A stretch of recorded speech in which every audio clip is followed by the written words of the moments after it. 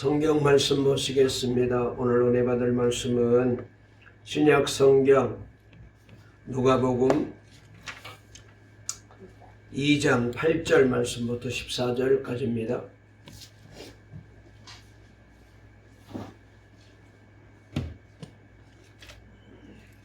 신약 성경 누가복음 2장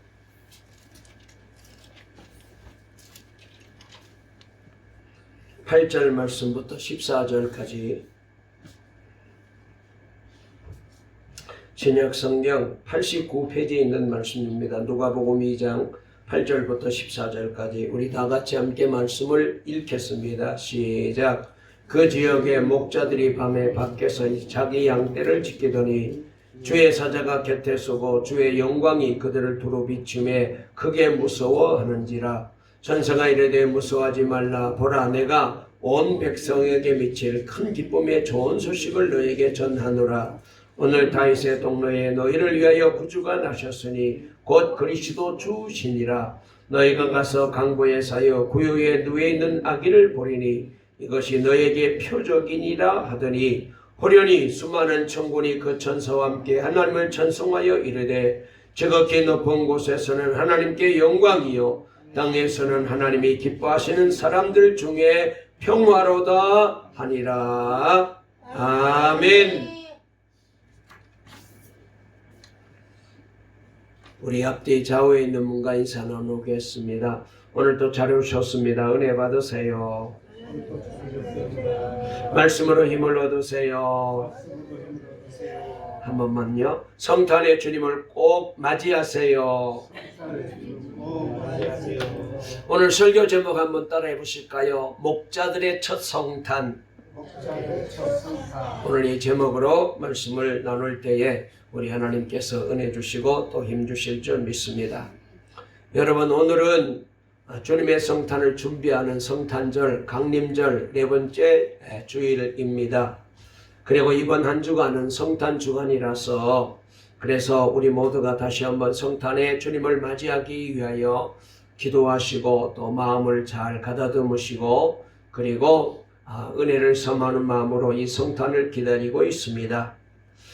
여러분, 우리가 주님을 맞이하기 위해서는 가장 중요한 것이 아마 우리의 마음이 더 중요하지 않을까 그런 생각을 해보게 됩니다. 그래서 우리 동강의 모든 성도님들은 한 분도 빠짐없이 이번에 꼭 사모하시고 마음으로 준비하셔서 그래서 성탄의 기쁨과 축복이 우리 동강의 모든 성도님들의 가정과 삶 속에 우리 교회 속에 그리고 우리 교회를 통하여 이 고덕동에 그리고 대한민국과 온 세계 위에 임하시기를 주의 이름으로 축원합니다. 자, 그러면은 우리의 마음이 참 중요한데 주님은 어떤 마음에 찾아오실까요? 여러분, 성탄은 어떤 사람에게 임하게 될까요?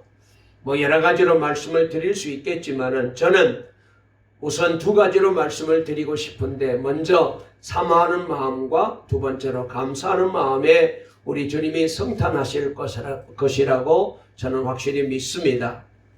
여러분, 이 세상에 제일 저주스러운 마음이 있어요. 그 마음은 감사가 없는 마음입니다. 반면에 이 세상에서 가장 복된 마음이 있습니다. 그 마음은 감사하는 마음으로 사는 사람입니다. 사람들은 저주받는 것을 무서워하지만 사실 어떤 저주도 무서워할 필요가 없습니다. 왜냐하면 감사하는 마음으로 살기만 하면은 어떤 저주도 결단코 내게 임할 수가 없기 때문입니다. 지난 주일도 말씀을 드렸습니다만 노르웨이에 그런 전설이 있다고 그러지 않습니까? 여러분, 사탄 원수마귀가 우리 마음속에 불평과 원망과 미움과 다툼과 실패와 실망의 눈물의 씨앗을 뿌리는데 그런데 다 그 씨앗이 뿌려지게 되면은 그래서 미움의 사람이 되고 불평의 사람이 되고 원망의 사람이 되는데 그렇지 않는 사람이 한 사람이 있었는데 그 사람 마음속에는 늘 감사가 있었더라. 감사가 있는 마음에는 어떤 불행의 씨앗도 뿌려도 자랄 수가 없다. 그런 말씀을 지난 주일날 드렸습니다. 여러분, 이렇게 감사하는 마음으로 살기만 하면은 사탄 원수마귀도 우리를 넘어뜨릴 수가 없습니다. 우리를 시험할 수가 없습니다. 우리를 흔들어 놓을 수가 없어요. 그래서 저와 여러분들은 날마다 모든 일에 늘 감사하며 사시고, 특별히 이 성탄절에 저와 여러분들이 감사하는 마음으로 성탄을 맞이하시기를 주의 이름으로 축원합니다. 그래서 예수 믿고 구원받은 우리는 모든 일에 범사에 늘 감사하며 살아야 됩니다. 예배를 드릴 때도 감사하는 마음으로 주님 앞에 나와서 예배 드려야 됩니다. 찬송할 때도 감사하는 마음으로 찬송해야 됩니다. 여러분 기도할 때도 여러분 감사하는 마음으로 기도하게 되면은 우리 주님이 반드시 응답하시겠다고 말씀하셨습니다. 그래서 우리가 능력 있는 기도를 드리고 싶잖아요. 여러분 이렇게 능력 있는 기도는 특별한 기도가 아니라 감사함으로 드리는 기도가 능력이 있어요. 감사함으로 드리는 기도는 반드시 응답이 있습니다. 우리가 성경에 보면은 기도의 모습들이 많이 나옵니다. 기도하는 많은 인물들이 나오는데, 특별히 그 중에서도 야복강가에서 야곱이 형과의 원한의 관계를 해결해 달라고 하나님 앞에 엎드려 간절히 기도하잖아요. 때를 쓰며 기도합니다. 몸부림치며 기도합니다. 환도뼈가 위골될 정도로 간절히 그렇게 몸부림치며 기도합니다. 여러분 우리에게 이런 간절한 기도도 필요하지만, 그러나 그보다 더 중요한 기도는 감사하는 마음으로 드리는 기도입니다. 인간관계에서도 감사가 없는 사람에게는 아무것도 주고 싶지 않잖아요. 그러나 감사가 있는 사람에게는 더 주고 싶습니다.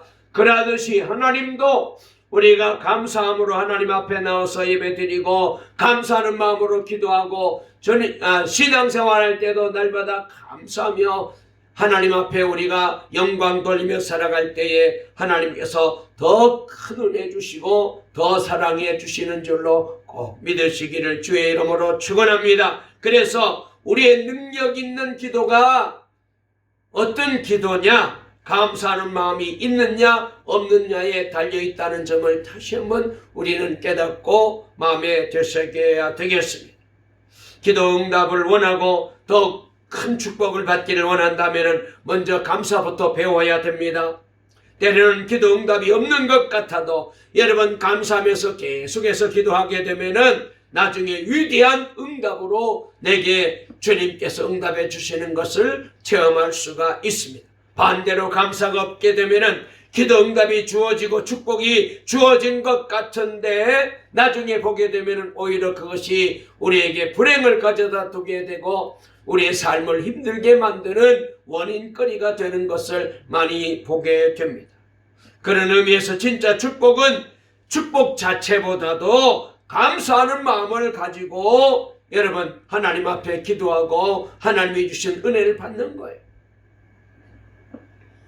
그래서 감사가 있는 신앙이라야 하나님이 복 주십니다. 하나님이 사랑하십니다. 우리가 가끔 기복주의 신앙에 대해서 비판하잖아요.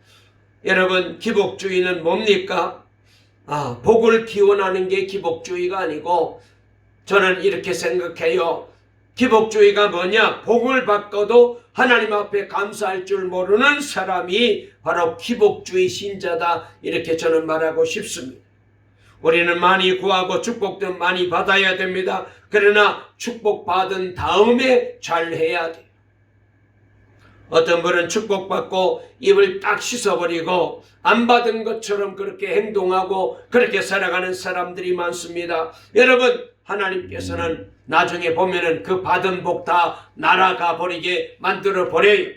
반대로 어떤 분은 축복받고 그 받은 축복에 감사하면서 하나님께 열심히 드리고 헌신합니다. 그렇게 축복받았지만 겸손함을 절대로 잃어버리지 않습니다. 그렇게 일이 잘 풀리고 그리고 기도의 줄을 잘 풀리지만 절대로 기도의 줄을 놓지 않아요. 여러분 우리가 늘 말씀을 듣지만은 문제가 생겼을 때 기도하는 것도 중요합니다. 그런데 응답받고 난 다음에 문제가 해결되고 난 다음에 여러분 하나님의 놀라운 축복을 받은 다음에 그 다음에도 계속해서 기도하느냐가 더 중요한 거예요. 그런 사람에게는 하나님께서 더 큰 은혜와 복을 주셔요. 저와 여러분들은 날마다 감사하며 살아가는 그런 귀한 신앙이 되셔서, 그래서 이번 성탄절에 감사하는 마음에 찾아오시는 놀라운 성탄의 주님을 맞이할 수 있게 되시기를 주의 이름으로 축원합니다.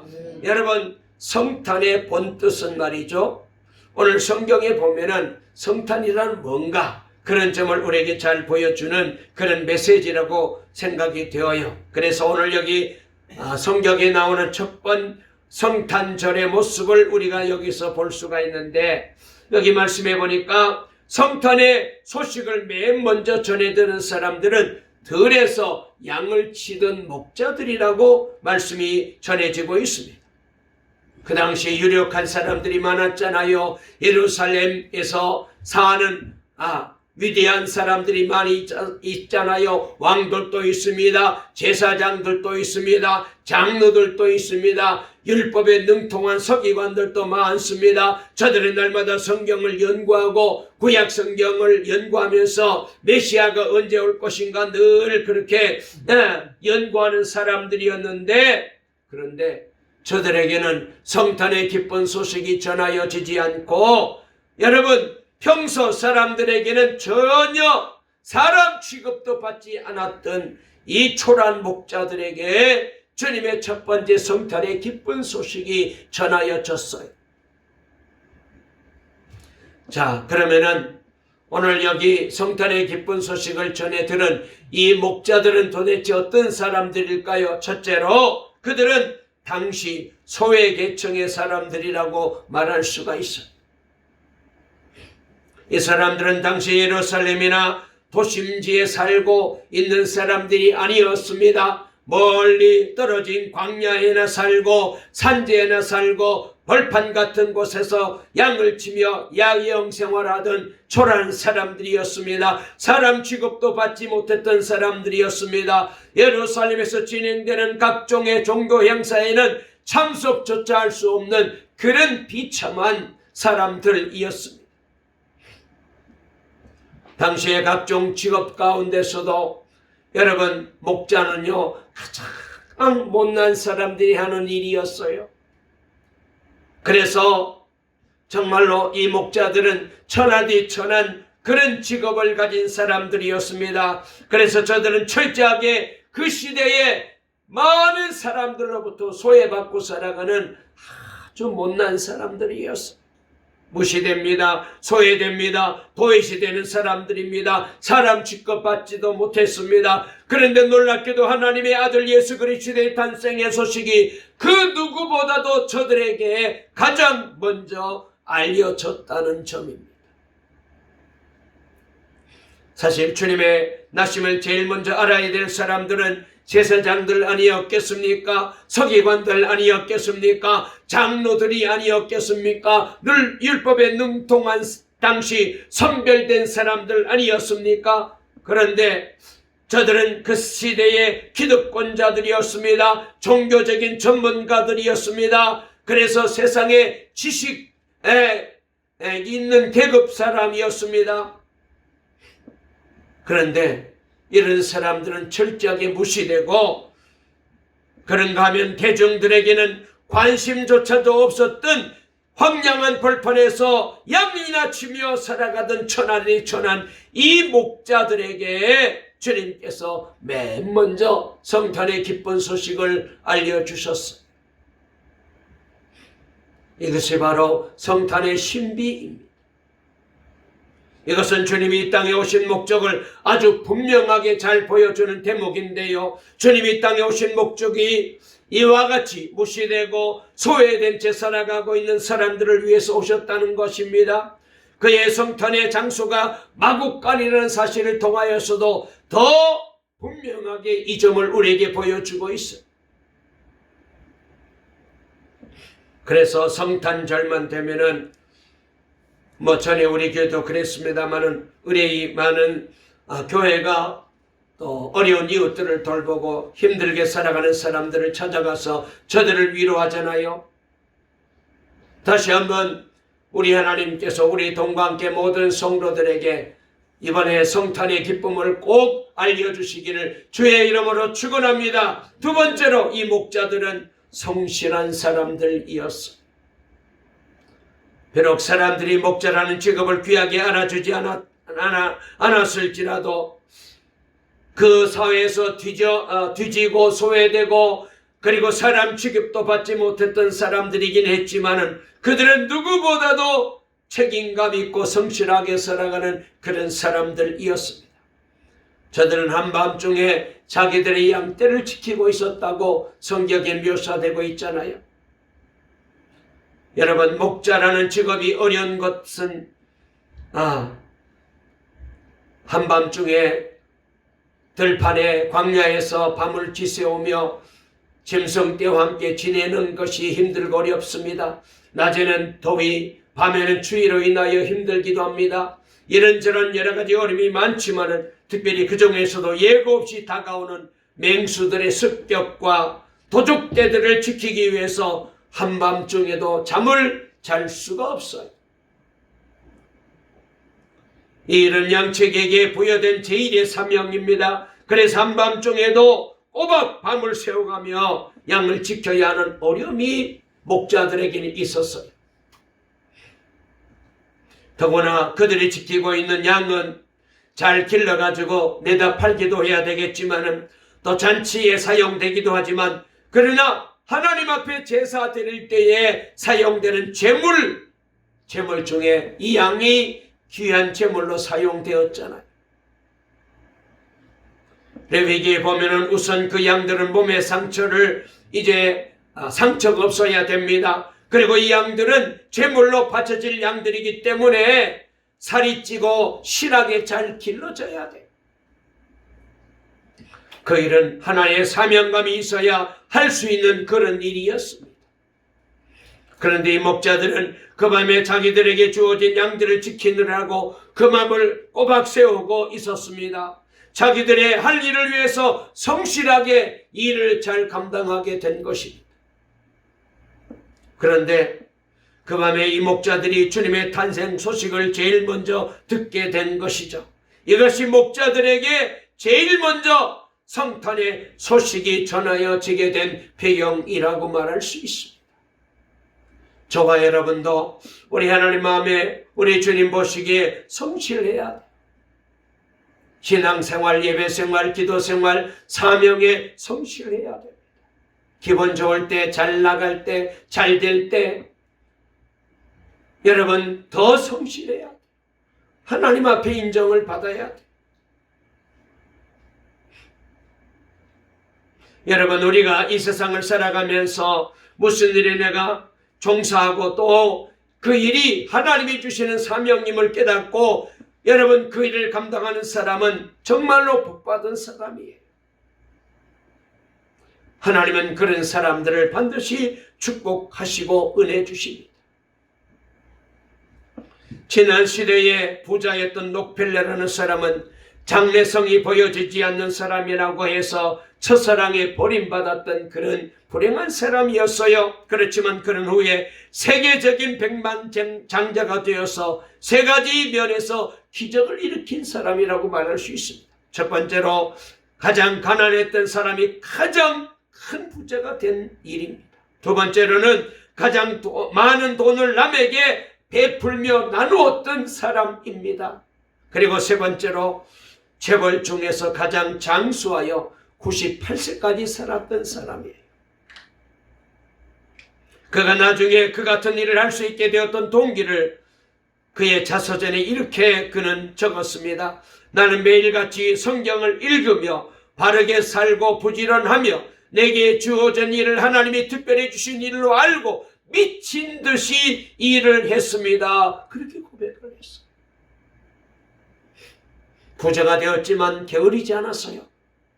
복을 받았지만은 그것으로 끝나지 않았습니다. 더 성실하게 주님을 섬기고 사명을 감당하고 예배드리고 기도하고 말씀을 읽으며 주님을 섬기고 교회를 섬기고 사명을 감당했더니 하나님이 그런 복을 주셨다는 것.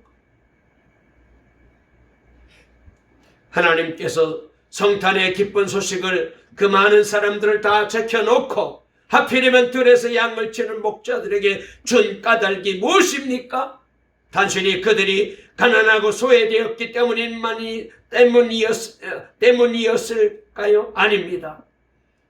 한밤중에 자기들에게 맡겨진 양떼들을 성실하게 잘 돌보는 그런 귀한 아름다운 모습이 있었기 때문에 하나님은 이 같은 정신을 가지고 사명을 감당하는 자들을 찾아오시는 거죠. 여러분, 저와 여러분도 올 한 해 지나오면서 하나님 보시기에 어떤 모습으로 비춰졌을까요? 악하고 게으른 종이라고, 이기주의자라고, 여러분 기복주의 신자라고 그렇게 우리 주님이 책망하시는 사람이 되어서는 안 됩니다. 내 종아, 내 아들아, 내 딸아, 참 성실했다. 맡은 일에 사람들이 알아주지도 않고 이름도 없이 빛도 없이 교회를 위해서 사명을 위해서 그렇게 성실하게 네가 사명을 감당했구나.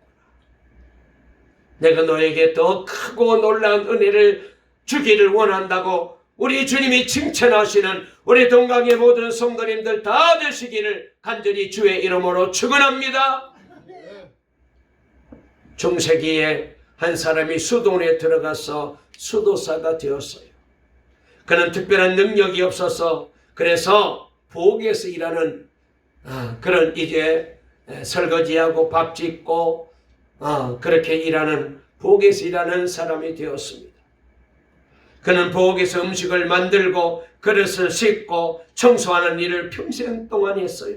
그런데 하나님의 은혜가 이 사람이 일하는 이 부엌에 임하여서 이 사람 때문에 기적이 일어나기 시작합니다. 사람들이 이 사람의 모습을 통하여 감동을 받습니다. 도전을 받습니다. 변화됩니다. 구원의 놀라운 생명의 역사를 일으키는 주인공이 된 거예요. 그 시시하고 아무도 알아주지 않고 제대로 학벌도 없는 사람인데 이 사람 때문에 변화를 받는 거예요. 그래서 사람들은 그를 가르쳐서 부엌 성자라고 불렀어요. 후에 사람들이 그를 찾아와서 이렇게 질문했답니다. 다른 사람들은 가르치고 전도하고 그리고 섬기는 일을 하는데 당신은 평생 부엌에서 그렇게 설거지하고 밥 짓고 불만스럽지 않습니까? 그러자 그는 이렇게 대답합니다. 나는 불만을 토로할 시간이 없었습니다. 나는 음식을 만들면서 이 음식을 먹는 사람들이 건강의 복을 받고 하나님의 사랑과 은혜로 충만하게 되기를 바랍니다 라고 늘 기도합니다. 또 그릇을 씻으면서도 이 그릇에 음식을 담아 먹는 사람들 모두 하나님의 은혜로 충만하고 하나님의 복을 이 그릇 가득 받을 수 있게 해주세요라고 그렇게 기도합니다. 그리고 설거지하고 부엌 청소할 때는 하나님의 아름다운 동산을 더 아름답게 만들어 주셔서 감사드립니다. 기도합니다. 기도하기에 바빠서 불만을 가질 틈이 없습니다.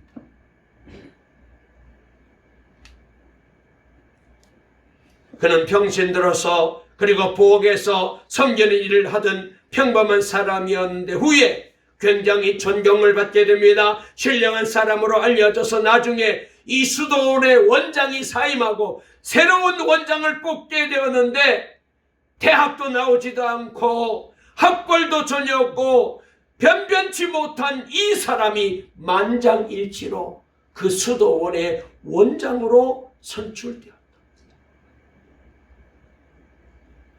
그 사람이 바로 니콜라스 헤로만이라는데 사람들을 그렇게 해서 로렌스 형제라고 불렀어요. 로렌스 형제는 그의 책에서 이렇게 말했습니다.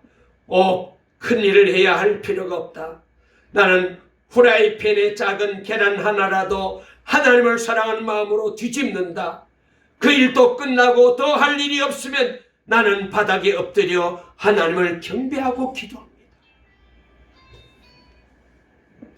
얼마나 로렌스 형제가 성령이 충만했는지 나중에 수도사들조차도 이 로렌스 형제의 보고로 달려가서 기도받기를 원하였고 그에게 이야기를 듣기 원했고 그 신령한 소문이 온 천하에 퍼져나가게 되었다.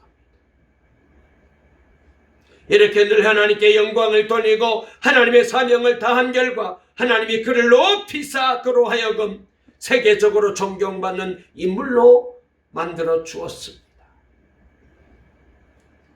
그는 성직자도 위대한 조술가나 지위를 가진 사람도 학벌이 높은 사람도 아니었습니다. 사람들로부터 무시당하고 천덕꾸리 같은 부엌대기였지만은 그는 그 부엌에서 일상의 작은 일들에 생명을 걸고 성실하게 헌신하며 하나님의 임재를 체험하게 된 것.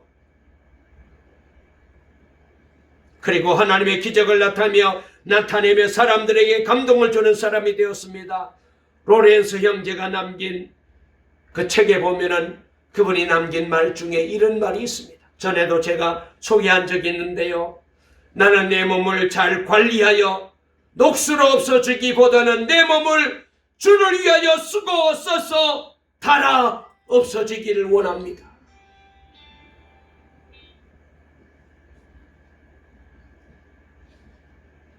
여러분, 오늘 여기 나오는 이 목자들의 모습이 아마도 이런 성실한 사람들이었기 때문에 첫 번 성탄의 기쁨을 저들이 전해 들은 것입니다. 동강의 성도 여러분, 저와 여러분 하나님 앞에 성실한 모습으로 서기를 주의 이름으로 축원합니다. 예배 생활에, 기도 생활에, 그리고 내게 맡겨진 사명에. 때는 힘들 수도 있습니다.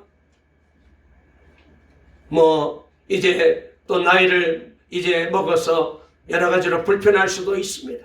우리는 끝까지 성실해야 돼. 우리 옆에 누가 한번 인사하실까요? 하나님은 성실한 사람에게 찾아오십니다. 성탄의 기쁨을 맞이하세요. 할렐루야. 세 번째로 이 목자들에게는 메시아 대망 신앙이 있었어요. 목자들은 가난했지만 그들은 적어도 하나님께 제물로 사용될 양떼를 치는 일에 기쁨과 사명감 같은 마음을 가지고 그 일을 해내었습니다. 그러면서도 그들은 메시아의 대망의 신앙을 저들은 가슴 가득 안고 있었어요. 이 목자들은 한적한 들에서 양을 치면서도 자꾸만 허물어 자가고 있는 조국의 앞날을 걱정했습니다.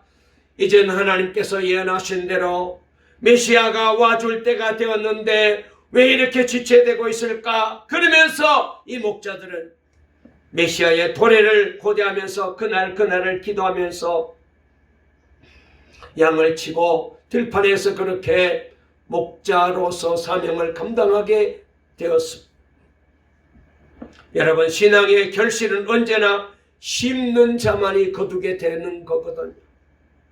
심어야 돼.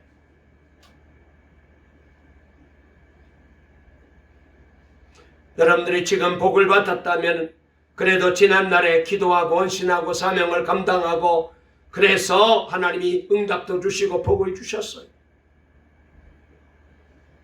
지금 심지 않으면 이 다음에 또 거둘 곳이 없어요. 심어야 돼. 나를 위해서도 심고 우리 자녀손들을 위해서도 심어야 돼. 여러분, 주를 위한 헌신은 단 한 가지도 헛되지 않아요. 그래서 고린도 전서 15장 거기 이제 58절 말씀에 보게 되면 내 사랑 형제들아 흔들리지 말며 견실하며 주의 일에 더욱 힘쓰는 자들이 되라. 이는 너희 수고가 주 안에서 헛되지 않은 줄 알미니라. 할렐루야. 주를 위해서 일하는 거 헛되지 않아요. 공짜가 없어요. 시간을 드리고 몸을 드리고 물질을 드리고. 여러분, 만약 그렇지 않다면 저와 여러분들이 제일 불행한 사람입니다. 세상 사람들은 자기를 위해서 먹고 마시고 여행 다니고 즐기잖아요. 우리는 오로지 정말로 힘만 생기면 주를 위해서 일하고 물질만 생기면 주님 앞에 바치고, 그것이 바로 성실한 신자들의 모습이죠. 하나님이 후에 천배 만배로 갚아주시고 자자손손 복을 받게 만들어주실 줄로 꼭 믿으시기를 주의 이름으로 축원합니다. 신앙의 결실은 언제나 심는 자만 거두어요. 심지 않은 사람은 거둘 것이 없습니다. 그들에게 메시아를 대망하는 신앙이 없었다면 하나님이 누구보다도 먼저 이 성탄의 소식을 저들에게 전해 주셨을 리가 없어요. 저들은 누구보다도 메시아에 대한 신앙을 가지고 구주로 오실 예수님을 간절히, 비록 목자이고 들판에서 양을 치는 천한 사람들이었지만 누구보다도 저들은 간절히 기다리고 사모했습니다. 여러분, 이렇게 하나님의 은혜는 기다린 자에게 먼저 주어지고 응답되는 것이 원칙입니다. 우리가 누가복음 거기 2장 뒤에 보면은 예루살렘에 안나라는 노인과 시몬이라는 노인이 살고 있었어요. 그들은 한결같이 메시아 탄생을 고대하며 살았던 사람들이었습니다. 그런데 정말로 저들이 죽기 전에 메시아가 오는 것을 보기를 원합니다. 사모하고 기다렸는데 정말로 성탄의 구주로 우리 주님이 오시고 예수님이 난지 8일 만에 예루살렘 성전에 올라갔었을 때에 시몬도 안나도 이 메시아 되시는 그분을 안아보고 너무 기뻐하면서, 세상 말로 우리말로 말하면 하나님, 이제 나는 죽어도 여한이 없습니다, 그렇게 고백하는 모습이 거기에 나와요. 그래서 적어도 성탄의 기쁨은 기다리는 사람에게 임합니다. 제가 물어볼게요. 장로님, 성탄의 구주 기다리시죠? 뭐 다른 거 기다리셔요?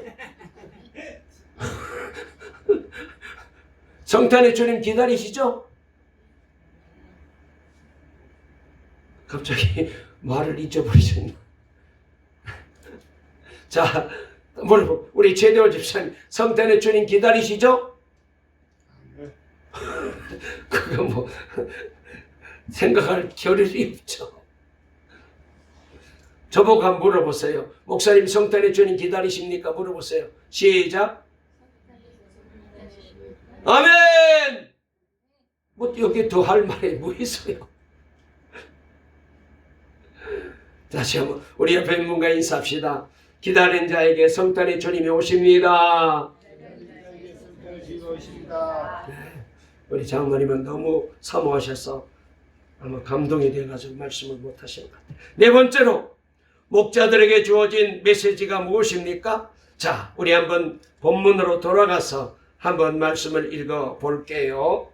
자, 어떤 일이 벌어졌는지 읽어 보겠습니다. 자, 우리 다 같이 8절 말씀부터 다시 한번 읽을게요. 시작. 그 지역의 목자들이 밤에 밖에서 자기 양떼를 지키더니 주의 사자가 곁에 서고 주의 영광이 그들을 두루 비침에 크게 무서워하는지라. 전사가 이르되 무서워하지 말라. 보라, 내가 온 백성에게 미칠 큰 기쁨의 좋은 소식을 너에게 전하노라. 오늘 다윗의 동네에 너희를 위하여 구주가 나셨으니 곧 그리스도 주시니라. 아멘.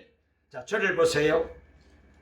여러분, 우리가 이 땅에 사는 동안에 사람들을 무섭게 하는 일들이 많습니다. 특별히 여러분, 옛날부터 우리 인간들에게 두려움을 주는 것이 있다면 아마도 천재지변이 아닐까 생각됩니다.